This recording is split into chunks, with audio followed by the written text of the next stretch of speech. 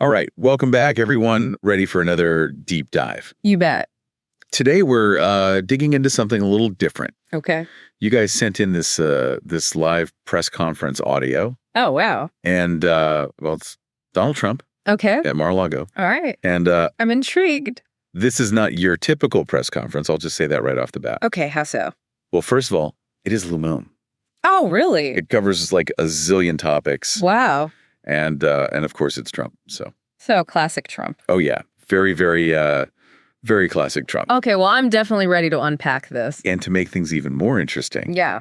we've also got business leader Hussein Sichuani there, Oh, wow. Okay. chairman of Damak Properties. Interesting. I'm not familiar with Damak Properties. Yeah, so they're a real estate development company, Okay. primarily in the Middle East. Got it. And he's there with Trump at this press conference. Huh. All right. So what happens? What do they talk about? So right away, right out of the gate, Yeah. Sichuani just drops this bombshell. What's that? He's announcing a $20 billion Whoa. investment from Damak. 20 billion with a B. Yes, billion with a B. No. Into U.S. data centers. Okay. And he says this could potentially double. So 40 billion, that's a massive investment. What's behind that? Well, he says it very clearly. Okay. It's all about confidence in the U.S. economy. Okay. And he links it directly to Trump's election. So he's basically saying if Trump gets elected, the economy is going to boom and this investment is going to pay off big time. Exactly. He sees a Trump presidency as a good thing for business, particularly in the tech sector. Interesting. So what are the implications of an investment like this? I mean, think about it. 20 billion, potentially 40 billion flowing into U.S. data centers. Right. Those are the backbone of the entire digital economy. Yeah. You know, fueling everything from artificial intelligence to cloud computing. Everything runs on data centers these days. Everything. And this investment is a really strong signal. Like a vote of confidence. Yeah. From a major global player. It suggests that they believe a Trump administration would create a favorable environment for the tech industry. And that could have huge ripple effects throughout the economy. Absolutely. It's a fascinating development. And speaking of ripple effects, Oh, here we go. Trump jumps in with some promises that I think you'll find very familiar. All right, lead on me. Deregulation Of course. and fast-track reviews for companies that are investing $1 billion or more in the U.S. Classic Trump, cutting red tape, making it easier for businesses to operate. He paints this picture of businesses being held back by all this bureaucratic red tape. Right, that quagmire he always talks about. Exactly, a quagmire of regulations. So what's the potential impact of this? Well, on the one hand, streamlining approvals for these big projects, it could attract more investment. Makes sense. Less hassle, more incentive to invest. And it could potentially lead to faster growth in key industries. Yeah, but there's always another side to the coin, right? Right. And that's where things get a little bit tricky Okay, I'm listening. because there are concerns about what this might mean for environmental protection. Yeah, that's the big question. If you cut back on regulations, do you end up with more pollution? Right. Less oversight, Yeah. potentially putting public health at risk. It's a classic dilemma balancing potential economic benefits with the need to protect the environment. And as you might imagine, Trump doesn't hold back when it comes to criticizing the Biden administration. Okay, what's he targeting this time? Well, he goes after offshore drilling bans. Not surprising. He's unhappy with the current levels of inflation and interest rates, Hmm. and he takes aim at what he calls the Green New Scam. Okay, so basically all of Biden's environmental initiatives. Yeah, spending on those initiatives. Right. He sees those as wasteful and harmful to the economy. Exactly. And he even goes so far as to say that Biden's actions are working against the will of the American people. Oh boy, here we go. And he ties this back to his claims that he actually won the election. This is where things start to get really interesting and potentially dangerous. Because he's mixing policy debates with these unfounded claims of a stolen election. Exactly. He's creating this narrative that there's a system rigged against him, a so-called deep state, working behind the scenes to undermine his agenda. And that deep state narrative really resonates with a segment of his base. It's a powerful and potentially dangerous idea, especially when there's no evidence to support it. So we're left trying to sift through the rhetoric, separate fact from fiction, and really assess the potential consequences of what he's proposing. It's a lot to unpack. It really is. And we're just getting started. All right, well, I'm ready for more. Bring it on. Okay, so let's shift gears and talk about energy policy. Another hot button issue. Well, Trump doubles down on his commitment to expanding U.S. energy production. No surprise there. He wants to bring back drill, baby, drill. Of course, he's a big fan of fossil fuels. And he calls for reversing Biden's ban on offshore drilling. Okay, that's one side of the coin. What about renewable energy? He slams mandates for electric cars, regulations on electric heaters, anything that promotes energy efficiency. Oh, boy. He sees that as government overreach, interfering with the free market. Exactly. He frames it all as an attack on common sense. So it's a classic clash of priorities, right? Absolutely. Trump prioritizes maximizing fossil fuel production Yeah. and minimizing government regulation, And that puts him at odds with those who are concerned about climate change. and who see renewable energy as the way of the future. It's a debate that's likely to continue for a long time. And it's a debate with very high stakes. Absolutely. Now, we can't ignore the elephant in the room. Okay, what's that? Trump repeats his claims of a stolen election. Figures he rarely misses an opportunity to bring that up, He says he believes the election was rigged. even though there's no evidence to support that. Right, but he points to his popular vote and swing state victories as proof. He seems to be cherry-picking data to fit his narrative. And he attacks the Justice Department and the FBI. Oh boy, here we go again. He accuses them of being instruments of injustice. That's a pretty serious accusation. He says they're politically weaponized against him So he's basically saying that law enforcement is out to get him. and that they're part of this deep state conspiracy. It's a dangerous line of argument. It undermines public trust in institutions that are essential to a functioning democracy. Right, and it really feeds into the sense of grievance and distrust that's so pervasive these days. It's a concerning trend, and it's something we need to be very mindful of. Absolutely. And this press conference really highlights how these issues are intertwined, how they all contribute to the current political climate. It's a complex web, and we're trying to untangle it here. That's what we do here on the Deep Dive. We go deep. I'm ready to go deeper. What else does he talk about? Buckle up, because he throws in some curveballs. Like what? Well, he gets into his plans for international relations and trade, Okay, that's a big one.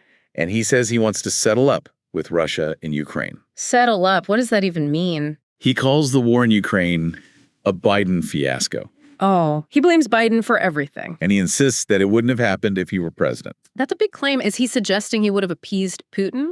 He doesn't really clarify, which is part of the problem. It leaves everyone guessing. Exactly. And that ambiguity can be very dangerous in international relations. So what else does he say about his foreign policy plans? Well, he criticizes trade relations with Canada and Mexico. He's never been a fan of NAFTA or any trade deals that he perceives as unfair to the U.S. And he proposes tariffs on goods from those countries. A classic protectionist move. And get this, he wants to rename the Gulf of Mexico. What? Seriously? He wants to call it the Gulf of America. That's certainly a unique idea. And then, just when you think it can't get any stranger, Okay, I'm ready for it. he brings up Greenland. Oh, he's still obsessed with that. Apparently so. He says he still wants to acquire Greenland. I thought Denmark had already made it clear that it's not for sale. Yeah. But he doesn't seem to care. He cites national security reasons. Seems like a stretch. And he even suggests using tariffs to pressure Denmark into selling it. So he's willing to use economic coercion to achieve his foreign policy goals. It seems so. That's definitely raising some eyebrows. And it speaks to this broader pattern of unpredictability in his foreign policy. It makes it hard for other countries to know what to expect from him. It certainly keeps things interesting, but it can also be very destabilizing. It's like walking a tightrope. One wrong step could have serious consequences. And this is just the tip of the iceberg. There's more. Oh, yeah, we haven't even touched on January 6th. Potential pardons, his thoughts on social media, or those intense hostage negotiations. Okay, well, I'm on the edge of my seat. Let's keep digging. Stay tuned, because it only gets more fascinating from here. I can't wait. Okay, so where were we? Oh, yeah, Trump's pretty intense warning about those hostages in the Middle East. Right. All hell will break out if they're not released before he takes office. Strong words, and it really feels like a turning point in the press conference. It definitely ramps up the drama, shifting the tone to something more serious, more urgent. And remember, he's got Steve Wynn right there with him. His envoy for those negotiations. Exactly. So it's not just talk. He's bringing in the guy who's actually on the ground trying to get those hostages back. It adds a layer of authenticity, shows he's not just throwing out empty threats. Well, it definitely plays into that image he likes to project. The tough negotiator, the deal maker. Exactly. And it makes you wonder, what's the real strategy here? Right. Is this calculated or is this just Trump being Trump? And what are the risks of escalating tensions like this in a region that's already so volatile? It's a delicate balance. You want to project strength, but you don't want to accidentally provoke more conflict. And what about the hostages themselves? Are they being put in more danger by these public pronouncements? It's hard to say for sure, but it certainly adds another layer of complexity to the situation. It makes you think about all the behind-the-scenes diplomacy that must be going on, all the different players involved, each with their own agenda. And how Trump's style, that very direct, sometimes confrontational approach, how that might play out in this kind of situation. It's certainly not the traditional diplomatic playbook. It might be effective in some cases, but it could also backfire spectacularly. So we're left wondering, what are the options here? Is there a peaceful resolution in sight? And what happens if those hostages aren't released before he takes office? Does he really follow through on that threat? So many questions and so much uncertainty. But that's what makes this so fascinating, right? It gives us this glimpse into how Trump might approach foreign policy if he gets a second term. Oh, yeah, and we can't forget about those other foreign policy ideas he throws out there. Oh, right, the unconventional ones. I'm curious. Okay, so in between these pronouncements about Russia and Ukraine and hostage negotiations, he just casually claims that China is running the Panama Canal. What? Seriously, where did that come from? No idea. He just throws it out there. It's like he's just stream of consciousness, whatever pops into his head. And then there's the whole Gulf of Mexico thing. Oh, right. Renaming it the Gulf of America. And suggesting that Canada should just become the 51st state. It's like he's playing a game of Risk, just moving pieces around the board on a whim. It's wild, but it also reveals something about how he sees the world. This very America-centric view where the U.S. is always at the center and other countries are either allies or obstacles. And if they're obstacles, he's not afraid to use whatever leverage he has to get his way. Which brings us back to that Greenland situation. Oh, yeah, he's not giving up on that. It's like a dog with a bone. He just won't let it go. He says he still wants to acquire Greenland.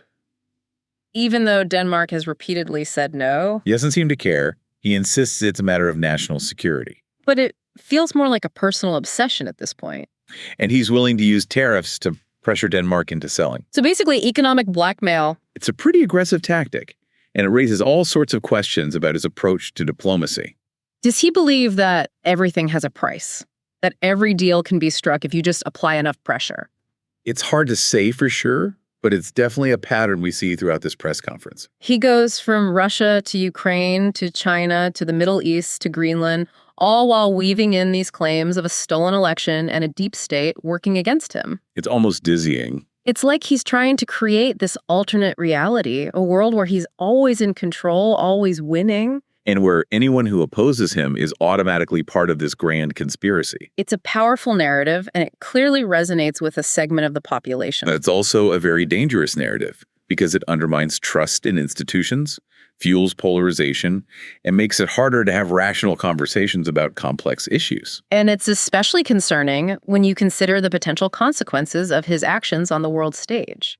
Like with those hostage negotiations, we're talking about real lives at stake. The stakes are incredibly high, and his rhetoric could have unintended consequences. It's like playing with fire. And we're all left wondering, what happens next? Well, that's a question we'll explore in the next part of our deep dive. Okay, I'm ready for more. Okay, so we've really gone through a lot with this press conference. We have. It's amazing how much he packs into this one event. It's like a microcosm of his entire worldview. You've got the economic policies, deregulation, the attacks on Biden, the energy stuff, those election fraud claims. Foreign policy pronouncements, pardons, social media, even hostage negotiations, it's all there. And what's really striking to me is how this press conference kind of reflects some of the bigger trends we're seeing in politics today, you know? Yeah, like what? This rise of personality-driven politics. Right, where it's more about the individual than the policies. And then there's the erosion of trust in institutions, whether it's the government, the media, or even science and expertise. And of course, the spread of misinformation and disinformation, that's a huge problem. And all of this is happening against the backdrop of these really deep divisions within society. It's like we're living in parallel universes, each with its own set of facts and beliefs. It can be really disheartening, and it makes you wonder, how do we even begin to address these challenges? It's a question I wrestle with a lot, especially as someone who studies politics and tries to make sense of it all. Yeah, and how do we, as individuals, even stay informed and engaged when everything feels so chaotic and overwhelming? Well, I think one of the most important things is to be really critical of the information we're consuming. Right, we can't just passively absorb everything we see and hear, especially online. Exactly. We have to be skeptical, question our own biases, and be willing to consider different perspectives, even those that make us uncomfortable. It's about being active participants, not just passive consumers. And it's about recognizing that most of these issues are really complex. There's rarely a simple answer or a quick fix. It takes time and effort to really understand the nuances, the different perspectives, the potential trade-offs. And it requires a willingness to engage in constructive dialogue, even with people we disagree with. Which can be tough, especially in our current political climate. But it's essential if we want to find common ground and move forward as a society. It's about building bridges, not walls. And it's about holding our leaders accountable, regardless of their party affiliation. We need to demand transparency, integrity, and a genuine commitment to serving the common good. Not just their own interests or the interests of their donors. It's a tall order, but it's something we all have a role in. We can't afford to be complacent or apathetic. The stakes are too high. So as we wrap up this deep dive into this Trump press conference, Yeah. I'm left feeling kind of a mix of apprehension and curiosity. I get that. It's like, on the one hand, it's concerning to see these trends playing out, this erosion of trust, the rise of extremism, the potential for conflict. But on the other hand, there's this sense of possibility, this recognition that we Yeah. can choose to engage, to speak up, to make a difference. Exactly. The future isn't predetermined. We have a say in how it unfolds. And that's a powerful thought. It's a reminder that we're not powerless, even when things feel out of control. We have agency, we have a voice, and we can use those to shape the world we want to live in. And that's what we hope to do here on The Deep Dive, to empower our listeners to be informed, engaged, and active participants in the political process. To think critically, ask tough questions, and hold those in power accountable. So we'll leave you with this. What do you think about all of this? How do you make sense of the complex challenges we're facing? What are your hopes and fears for the future? Keep those questions in mind as you continue to learn, explore, and engage with the world around you. Thanks for joining us on this deep dive. It's been a real roller coaster. Yeah, it has, but that's what makes it so interesting, right? We'll see you next time. See